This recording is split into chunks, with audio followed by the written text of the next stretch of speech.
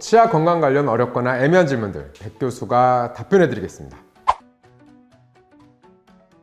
병원장님, 지난 시간에는 40, 50대 여성들이 앞니가 벌어지는 게 꼭 잇몸 질환 때문은 아니다 라고 말씀해 주셨잖아요. 환자분들 중에서 나는 잇몸도 멀쩡하고 교정도 한 적 없는데 왜 갑자기 앞니가 벌어지지? 라는 질문을 많이 하시더라고요. 이러한 증상은 혹시 교합 압력이랑 관련된 걸까요? 정확합니다. 교합 압력, 우리가 또 교합력이라고도 얘기하죠. 오늘은 40에서 50대 여성의 앞니가 벌어지는 두 번째 이유인 교합력의 불균형에 대해서 한번 이야기해 볼게요. 우리 치아는 늘 힘을 받고 있습니다. 단단히 붙어 있는 것처럼 보여도 실제로 하루에는 수천 번씩 미세한 움직임이 또 생겨요. 문제는 나이가 들면서 이런 씹는 패턴이 바뀐다는 건데요. 젊을 때는 양쪽 어금니로 고르기 쉽지만 치아가 닳거나 한쪽에 문제가 좀 생기거나 그렇다면요, 습관적으로 다른 한쪽으로, 편한 쪽으로만 씹게 됩니다. 이러면서 어금니의 교합력 불균형이 생기는 거죠. 그럼 그 불균형한 힘이 앞니 쪽까지 전달된다는 의미신가요? 결과적으로 그렇습니다. 어금니가 제 역할을 덜 하게 되면 앞니가 그 역할을 대신하게 되면서 앞니에게 과도하고 안 좋은 힘이 가해지게 됩니다. 안 좋은 힘이라는 거는 바로 수평 힘을 의미하는 거예요. 위아래로 눌리는 게 아니라 치아가 양옆으로, 앞뒤로 밀려나는 방향으로 힘을 받는 건데요. 그게 아주 조금씩 누적되면 앞니 사이에 틈이 생길 정도로 치아가 이동하게 됩니다. 이게 한 1에서 2년 정도 쌓이게 되면 눈으로 봐도 치아 사이가 벌어진 게 느껴지게 되는 거죠.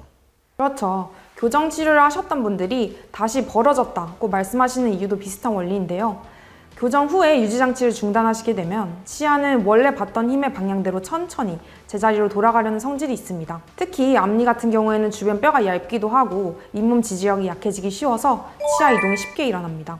즉, 교합의 미세한 불균형과 잇몸의 약화가 같이 일어나면 벌어짐이 가속화됩니다. 맞습니다.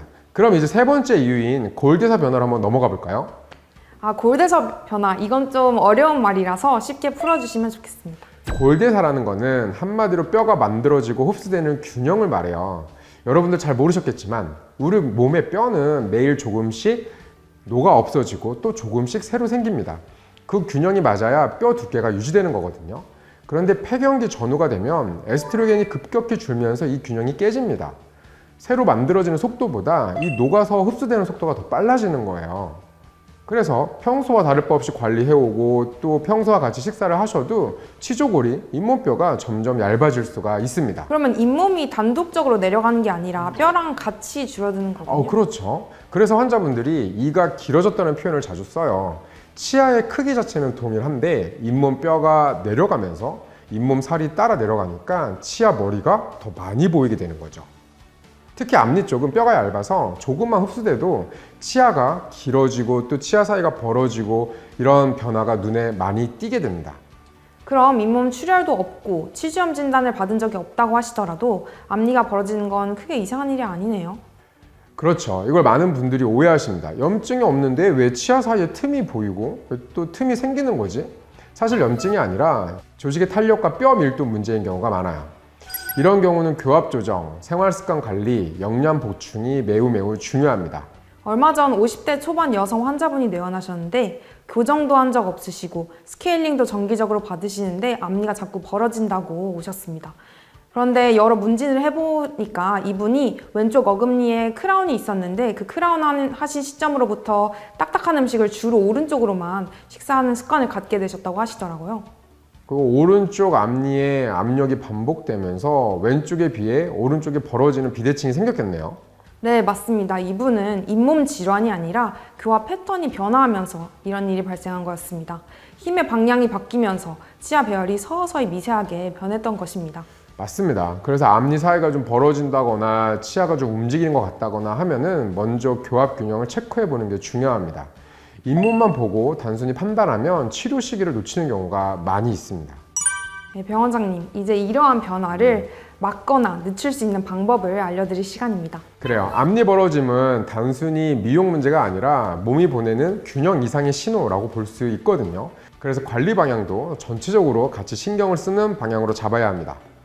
자, 그럼 지금부터 알려드리는 세 가지 포인트를 잘 기억해 주시면 좋겠습니다. 첫째, 혈류를 유지해야 합니다. 적당히 단단한 음식을 드시고 양쪽으로 고르게 씹어주시는 게 좋습니다. 씹는 자극이 잇몸 세포를 활성화시켜 산소와 영양 공급을 도와서 잇몸 세포 재생을 도와줍니다. 두 번째로는 단백질, 철분, 비타민C 섭취를 잘 챙겨주셔야 돼요.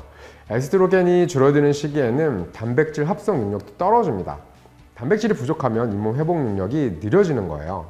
닭가슴살, 두부, 달걀, 생선 같은 단백질 식품과 비타민C, 철분이 풍부한 채소를 함께 섭취해 주시길 바랍니다. 끝으로 교합의 균형을 점검해 보시길 바랍니다. 보철이나 임플란트를 하신 지 오래되셨다면 교합면이 닳거나 어긋나 있을 수 있으므로 치과에서 교합력 검사를 주기적으로 받아보시는 게 좋고 스케일링도 당연히 필수입니다.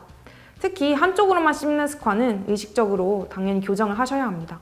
정리해보면 40, 50대 여성이 앞니가 벌어지는 것은 단순히 잇몸이 약해졌다는 신호가 아니라 호르몬, 영양, 교합, 골대사가 함께 변하고 있다는 뜻이므로 이 몸의 밸런스를 함께 돌봐야 합니다.